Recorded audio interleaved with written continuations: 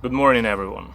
Hope you guys having a great day. And today I wanted to share with you some thoughts on the ongoing situation in the United States and what are the implications for the European countries and for Taiwan. And particularly, I would like to talk to you about my thoughts on the recent movements within the Democratic Party and recent news coming about the Democratic Party. And I'd like to start this video with Prime Minister Kishida's quote. This year he went to the United States and delivered a speech before the US Congress. What is interesting, he has been focusing his speech on how the United States how a stronger United States is actually needed and how dangerous is the US skepticism within the United States. Probably, if you read the news when he was in the United States, you would have thought that it is addressing only the Republican spectrum of the US politics, but in my opinion it was targeting the US as a whole, because the Democrats are not much better. Well, let me tell you what did he say. Prime Minister said, "As we meet here today, I detect an undercurrent of self-doubt among some Americans about what your role in the world should be." Yeah, this is the problem. And especially for Japan, as you know, Japan is surrounded by very unfriendly countries. Russia, North Korea, China, which is the biggest challenger. And it was the first time when the Japanese leader, while in the United States, was talking about Taiwan and the need to protect Taiwan and to stand by Taiwan, to stand by the democratic allies. So it was a view from an outsider, but I think many people understand what I'm talking about. Right now, the US, if we're talking about the international politics or the situation within the United States, it's much weaker than it used to be, for example, 20 years ago. And some issues within the US politics that used to be unifying for American people right now are becoming more and more dividing.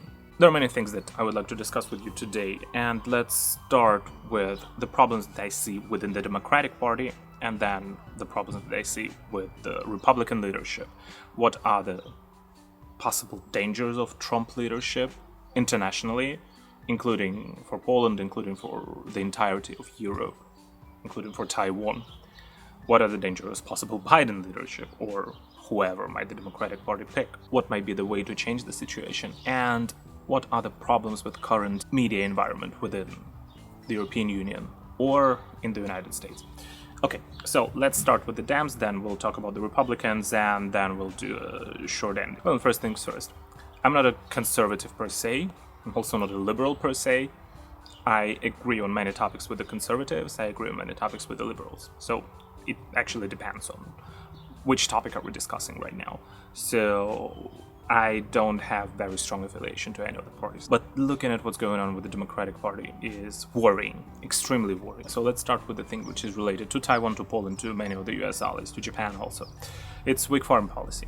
It's weak foreign policy of the Democrats, and sometimes as weak as it's almost bordering appeasement, this kind of foreign policy. So let's just talk about the recent 4 years, what happened internationally. First of all, there was that withdrawal of troops from Afghanistan, which was shameful. It was a disgrace for the US administration. It doesn't matter if you're a Democrat or a Republican. Many people who helped the United States on the ground, many Afghani people, they were left there for Taliban just to kill them, just to murder them. And this is the issue we should be talking about. First of all, it was lack of the leadership. It was problems within the Pentagon. I'm not sure if Trump would have handled it better, but Joe Biden was the president at the time, right? Secondly, Russia's invasion of Ukraine. Before the war started, I think the Dems made a huge mistake, and one of the biggest mistakes that they have actually done already during Obama's times. It is thinking that Russia is a partner that you can negotiate with and constantly showing weakness to Putin. In 2014, Obama was the president and Joe Biden was the vice president under Mr. Obama.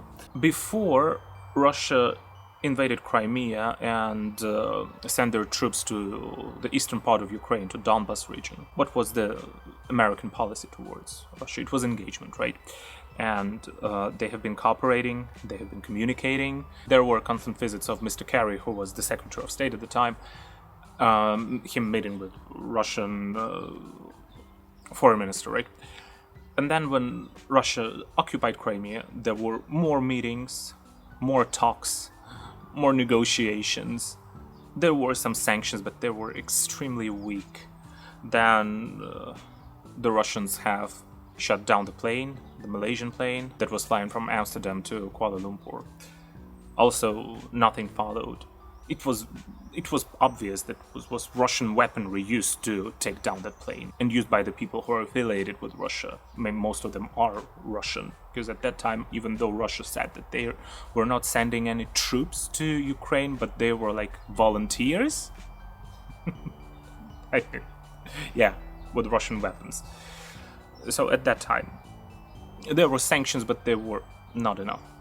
Definitely not enough. And then in 2022, when the Democrats came back to power, there was the whole 2021, the whole year, when they were negotiating, talking, visiting, attending summits, trying to persuade Putin. I don't know. Ukraine got invaded. And then it was the time to provide military help to Ukraine. It was the Republicans who didn't want to do. That's the biggest problem with the Republican Party right now, and we'll talk to you about it in a moment. We'll finish with the Dems because they're in power. Okay. Then Asia Pacific, the region that I'm mostly concerned about, and Taiwan in particular. I think I have never seen such a weak China team within the US administration. And people who have very obvious fails on that territory, like Mr. Kurt Campbell. The retreat from Scarborough Shoal is a disgrace, and almost no one is talking about it. Even though he's called Asia Tsar, it's a very incompetent person who doesn't know how to act and how to communicate with the communist officials. And he doesn't understand, probably up until now, that you don't negotiate with bullies. Another thing, which is also China-related, when Mr. Campbell didn't want Chen Guangcheng, a human rights lawyer from China who is visually impaired. He was in the United States Embassy and wanted to seek political asylum. Otherwise, he would have been killed by the Chinese Communist Party. Mr. Campbell and Miss Clinton, Hillary Clinton, didn't want him to go to China. They wanted him to stay in Beijing, even though there were life-threatening circumstances at the time. And during 2020 elections, you could have seen Mr. Chen Guangcheng at one of the Trump's rallies, actually supporting President Trump, because he knows what the Democrats are made of. Unfortunately, it was a very unpleasant experience, and I do understand that. Then Taiwan. Ever-changing rhetoric on Taiwan. I think it's not the problem with Mr. Biden, but mostly the problem with his administration and very non-Taiwan friendly people like Mr. Sullivan. And every time Joe Biden does the right thing and says that the US has commitment to Taiwan, the US does have commitment to Taiwan. Look at the Taiwan Relations Act. Or whenever Joe Biden says anything like generally correct and right, something like the future of the Taiwanese people is for the Taiwanese people to decide. Yeah, that's very obvious. Then comes someone like Sullivan or Campbell saying we don't support Taiwan independence, the so-called strategic ambiguity, which is absolutely terrible in the eyes of all of the United States allies. Because Taiwan is an ally, and you're treating Taiwan like that. If you want to be ambiguous, then be ambiguous. What the US is doing right now is not ambiguity, it's appeasement. You say, yeah, the future of Taiwanese people is for the Taiwanese people to decide upon. Absolutely right. And then whenever you say something like you have a commitment before the Taiwanese people, don't follow it with don't support Taiwan's independence. If it is ambiguity, be ambiguous. You're not ambiguous. You're licking China's boots. And Xi Jinping understands that and he sees that. That's foreign policy part of it. And then the problem with the dams, I would like to say something good about the Republicans here, because only during the RNC people were talking about it, and up until now there are actually like 5 American citizens held hostage in Gaza by Hamas. And it's only the Republicans that are saying bring them home. They're American citizens. And Israel is an ally, but I have never heard anything like that from the Dems. Then, secondly, I think that's pretty obvious. It's cognitively probably incapable candidate. You have seen the debate. You have seen him stumbling and going around and not knowing where he is, not knowing what he is doing. Like in Mandarin, there is a good saying as strategic ambiguity in Mandarin is 战略模糊. One of the Chinese-speaking commentators actually said what Joe Biden is doing is called strategic confusion. 战略糊涂. I do agree with that, but I'm not sure if that's strategic per se. And right now the Dems are going to replace Joe Biden. Whom are they going to replace Joe Biden with? Kamala Harris? A person who is as incapable probably even more incapable than Joe Biden on the foreign policy or on the border issues, on the migration crisis that currently is there in the United States. Gavin Newsom, who is basically a Chinese asset. Before the APEC summit, I have personal experience here because I have relatives and very close family friends in the US and California. And when I was a kid, I went to San Francisco many times. My relatives, they live in LA and they like traveling to San Francisco because it's a little bit cooler, it's not as hot in summer. The city is beautiful, there are a lot of things that you can do there. It was safe, it was nice, it was a very pleasant experience. And the last time I went to San Francisco before I went to Taiwan was probably around 2006-ish, like 2006. It was pretty good there. Then I have been to California for a pretty long time. There was a gap there, and more than 10 years after, in 2018, I remember this day if it was yesterday. I went there for a business trip because the company I used to work for in Taiwan, we had clients in San Francisco. Well, first things first.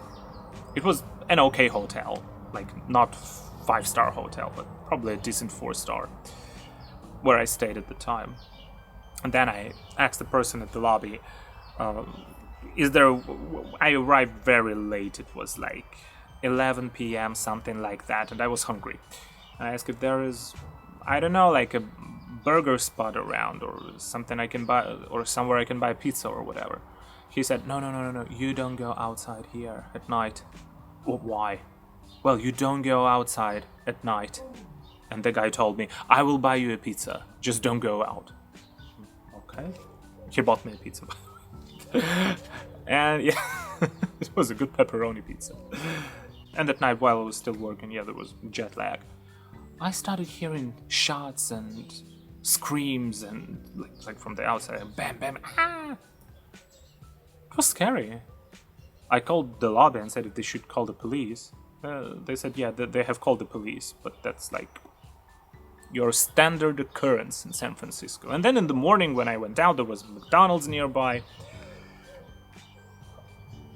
I have seen people like shooting heroin or whatever it is, fentanyl or whatever, down their veins next to McDonald's or at the bus station.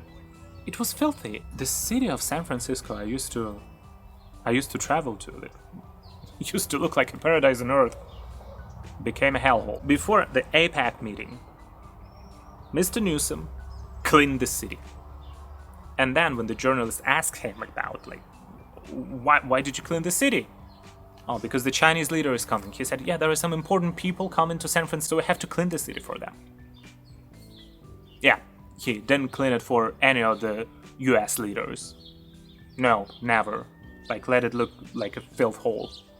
But when Xi Jinping is coming, yeah, he'll do his best. And in a couple of months after that, it was last year, he actually went to China. Had a meeting with Xi Jinping. Talking about the possible democratic leadership. There are many Chinese assets within the Democratic Party. Another one is also from California. What's wrong with the Californian people is Eric Swalwell, who was actually sleeping with a Chinese spy. So probably the softness we're experiencing towards China from the Democrats is based on that. And then there is endless domestic policy problems that the Democrats have right now, starting with the energy and then high taxation, migrant crisis, issues with safety, funding of the police. Like all of the blue states are much less safe than the red states, and believe me, I've been to the US many times. And this is where I do agree with the Republicans on. Taxes should be lowered. You should encourage businesses to actually do business, right? You should encourage them to come back to the US. Then high gas prices for the US, it's terrible. Like the public transportation system is not as good as in Europe or anywhere else in the world, but that's the culture of the country. People are driving cars there, so you have to have low gas prices. But that's also reasonable because the US has vast oil reserves. Why aren't Americans drilling right now? I don't know. They have everything to do that. And then the focus on environmentalism, which is also so stupid to its core. It's an economic crisis, and Right now, there are so many wars anywhere in the world. There is China polluting the world. And you're focusing on environmentalism. Christ almighty, the world we live in. Today I watched Deutsche Welle. If you want to become very unhappy with political commentary, watch Deutsche Welle, DW. And they've been like, the whole Trump smearing stuff started all over again, name saying and so on and so forth. There was that lady from the UK think tank Chatham House who said one thing that's extremely funny. That is so funny. She said that the biggest concern about the Trump administration within the Europeans is that Trump disagrees with climate agenda. I think that most of the Europeans don't agree on the climate agenda. Most of the Europeans are tired of the climate agenda, to be honest. Paper straws and high gas prices, and you also have to pay for every single plastic bag. But this doesn't solve any issue. Forced to drive EVs that are more dangerous for the environment, the production of the EVs, while China, India, Russia are polluting the world. Yeah, climate agenda. I think that most of the people are tired of the climate agenda. Like, how far away from the general public this lady is. Like, living in that ivory tower, thinking that everyone is concerned about climate agenda. No one is concerned about it, to be honest. No one. Just those radicals who are paid by someone, probably, like Greta Thunberg. Last time, when they were protesting in Germany, protesting like a nuclear power plant or whatever, she was asked, how about China, which is polluting the world? Would you like to condemn China? No, not a single word from Greta Thunberg. Very smart lady. She knows what to talk about, when to talk about it, and what issues are not permitted to talk about. This only shows how disconnected those people are from everything that's going on here on the ground. When Russia was bombing that children's hospital in Ukraine, many children died from that bombing, and it was terrible. It was like a direct attack on civilian people in Ukraine. The United Nations published, the whole world is watching heat wave. Yeah, everyone is concerned about heat wave. Like that's a cult. That's a climate cult. And the people are dying on the ground in Ukraine. I think people were actually caring about little children dying from Russian shells and Russian bombs. And not heat wave. So these are the problems with the Democrats I see right now. Lack of leadership and healthy economy, migrant crisis, and very bad foreign policy. Then the biggest problem with the Republicans is isolationism. As Mr. Kishida said, we need the American world leadership. We need America to be back. Right? Not self-doubting. The skeptic American, no. But the America that is capable of leading the world. Because right now the world is a very dangerous place. And those dictatorial countries, they're very united. Russia, which is Chinese colony, China, North Korea, Iran.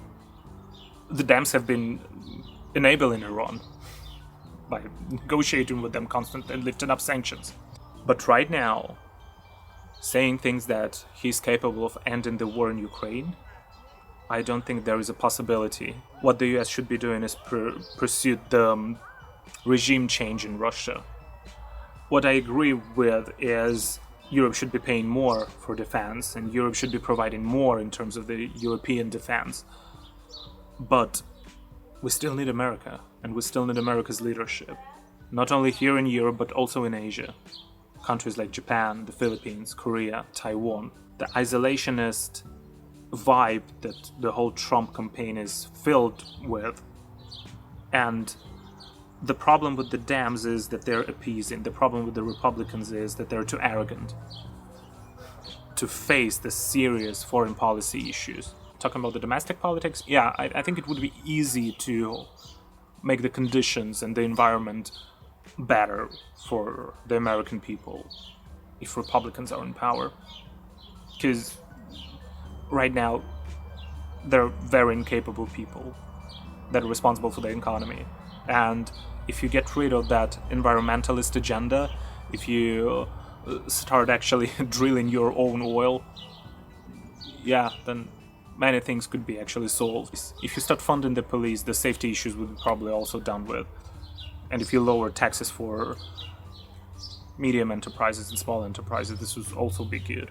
But this is a very like standard Republican agenda, like standard Republican economic policy. It's not different if it's Trump or George W. Bush or Mitt Romney or whoever. Like basically they're campaigning on the same thing. Problem with Trump is isolationism. America first, yes, America first, but America also has allies, and America also has allies that America should be committed to working together with. You can be dissatisfied with those allies, you can demand them to do more, absolutely. But you shouldn't say that Russia can do whatever they want to. This is also sending the wrong signals, talking about bad policy signaling. So yeah, I think we're not in a very good situation right now, to be honest. But with the Republicans, it also depends on who are the people around Trump. The previous administration had very capable folks like Mike Pompeo or John Bolton. Especially Mike Pompeo. He probably was the best Secretary of State for all of the US allies who are working together with the United States. He was very beneficial for reaching peace in the Middle East, right? He was good for Taiwan, and he was good for the US. America was seen as a very strong country at the time. And amongst the US enemies also. Like China knew that China has been smearing Mike Pompeo every day on their state media, and when China is dissatisfied with you, and when China is constantly making videos about you, writing articles about you, calling you like the shit stick, like the word they used for that, meaning that you're doing the right thing, the good thing. So yeah, let's see how it goes. Let's see how it goes. But in terms of the US leadership, I think we are in a very dangerous situation right now. In times when the world needs America, America is weak. Alrighty. Thank you so much for watching. And what do you think about the whole situation with both of the parties in the United States? You can leave a comment here. Let's stay in touch. Cheers.